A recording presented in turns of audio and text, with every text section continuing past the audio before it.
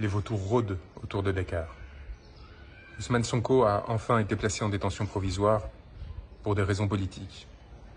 Après des années d'acharnement judiciaire qui utilisaient des prétextes pour le persécuter et le salir, comme cela a été fait envers tant de dissidents, à commencer par Julian Assange, le pouvoir a montré sa véritable face, celle d'une tyrannie sale qui ne supporte pas l'opposition politique et qui vise par tout moyen à se perpétuer au sein d'instances dominantes qu'elle utilise pour piller et pour accaparer des ressources au détriment du reste des Sénégalais.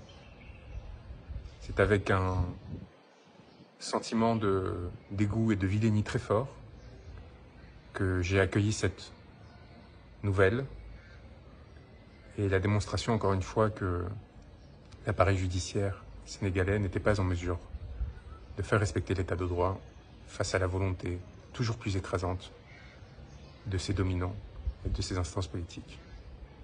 Alors je vous dis tout cela depuis Dakar, où je salue la mort d'un nouveau martyr, tombé à Pikine aujourd'hui, tombé à Pikine pour la liberté et la souveraineté de son peuple. Tué par les balles d'agents de la BIP, sur lesquels nous avons tous les éléments pour mettre en œuvre les poursuites qui ont été enclenchées, tant en France qu'à la Cour pénale internationale, et je l'espère bientôt, dans le cadre d'un changement de régime démocratique, qui se poursuivront au Sénégal lorsque celui-ci retrouvera sa souveraineté. Je vous parle non pas en fugitif, déguisé en femme, mais en effet porteur d'une robe. Une robe d'avocat. Une robe d'avocat qui m'a valu l'émission d'un mandat d'arrêt international de la part d'un gouvernement qui n'a, semble-t-il, plus idée de ce que représente l'état de droit, qui pense que lorsque cela ne suffit pas de poursuivre des individus injustement, il peut s'attaquer à ceux qui portent sa parole, le représentent, et ensuite aux journalistes qui la relayent dans l'espace public. Je tiens à saluer le courage de beaucoup de journalistes sénégalais qui, contrairement à leurs collègues oligarchisés français, ont au moins cette passion de la diversité et de la différence, même si certains sont pris dans les raies de la propagande.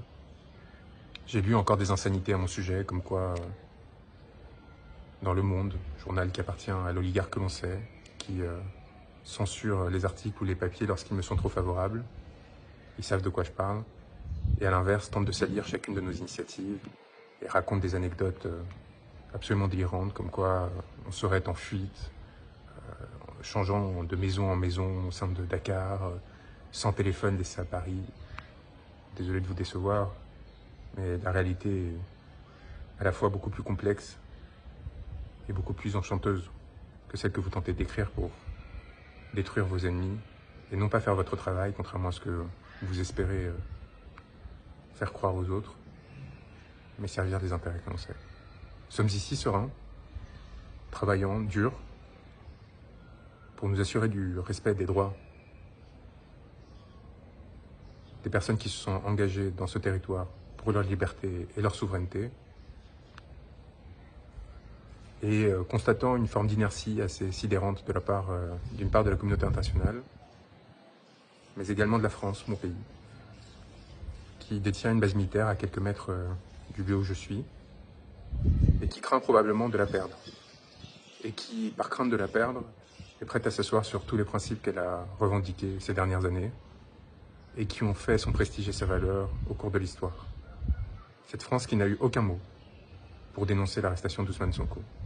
Cette France qui a participé à sa persécution en soutenant le mandat d'arrêt émis à mon encontre. Cette France qui, encore aujourd'hui, se tait sur les 60 morts, qui depuis mars 2021 et les milliers d'arrestations et de blessures ont atteint au peuple sénégalais alors qu'il manifestait pour défendre ses droits, et en particulier son droit d'être représenté librement dans le cadre d'élections démocratiques. Alors c'est sûr qu'en France, on n'est pas habitué à des peuples qui luttent pour la démocratie, tout simplement parce que notre démocratie a été tellement avariée par ces jeux oligarchiques, par ces compromissions successives, par ces distorsions institutionnelles, qu'elle a perdu tout goût à la liberté et à la démocratie.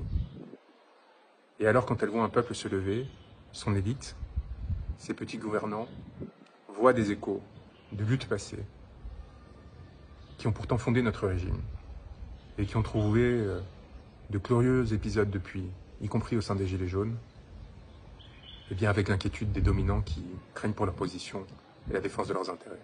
Je les connais, ces médiocres, et je les ai assez fréquentés pour savoir ce qui explique leur attentisme, leur indifférence et leur soutien larvé, puissant, à l'encontre des régimes qui tuent, qui pillent, qui violent.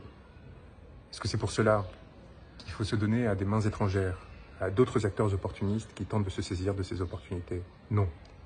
Il faut en profiter pour garder sa dignité, réclamer sa souveraineté et proposer des positions d'équilibre comme celles qu'Ousmane Sonko développait, sans asservissement à l'égard d'une puissance tierce, quelle qu'elle soit, pour et par le peuple. Pour et par le peuple. C'est maintenant le cri qui doit nous unir pour défendre, à travers ce destin et à travers celui de tous ceux qui luttent, nos aspirations à la beauté et la dignité.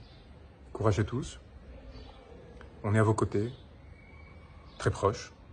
On l'a fait pour vous démontrer qu'on n'était pas dans un cantatoire, que l'on était aussi capable de prendre des risques, mais aussi, jusqu'au bout, revendiquer la légitimité de nos faits, des gestes, de nos paroles, puisque c'est sur des paroles que nous avons été poursuivis. Notre droit et notre devoir impérieux de porter assistance à ceux qui nous l'ont demandé sans céder à une quelconque forme de pression. C'est ainsi que j'ai toujours exercé mon magistère, c'est ainsi que je continue à le faire auprès des frères qui luttent, de la Guadeloupe au Sénégal, et rien ni personne ne pourra nous en empêcher.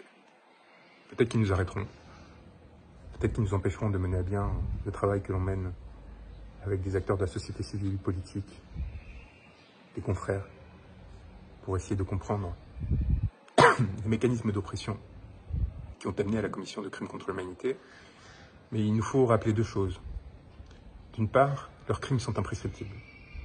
D'autre part, le travail que nous avons fait, cette communication européenne internationale, cette plainte auprès des institutions françaises et qui seront, je l'espère, relayées par les institutions sénégalaises dès que ce pays aura repris sa souveraineté, ce travail est fait. Leurs responsabilités sont établies. Et les mots que nous avons enfantés ne pourront pas être effacés. Courage à tous et tenez bon pour notre souveraineté et notre dignité.